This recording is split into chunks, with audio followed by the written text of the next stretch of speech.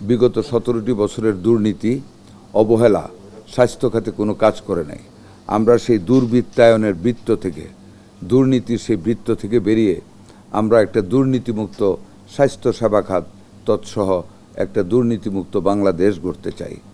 আমরা আমাদের ভবিষ্যৎ প্রজন্ম, আমাদের সেবক, আমাদের ডাক্তারদের থাকার ব্যবস্থাকে উন্নত করার লক্ষ্যে ঢাকা মেডিকেল কলেজ হাসপাতালে প্রায় 1100 কোটি টাকার উপরে খরচ করে আমরা নতুন আবাসিক ভবন একটি বা দুটি যেটি প্রয়োজন পড়ে আমরা সেটা প্রতিষ্ঠা করতে যাচ্ছি এবং সেটার জন্য গণপূর্ত মন্ত্রণালয় অলরেডি প্রকল্প তৈরি করে ফেলেছে।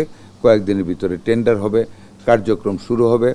আগামী জুলাই মাসে আমাদের মাননীয় প্রধানমন্ত্রী সেইখানে যাবেন এবং গিয়ে সশরীরে উপস্থিত থেকে আমাদের ওই কলেজেরই মেধাবী ছাত্রী আমাদের মাননীয় প্রধানমন্ত্রীর বেগম সাহেব সহ ওখানে গিয়ে সেটা ঘোষণা দেবে।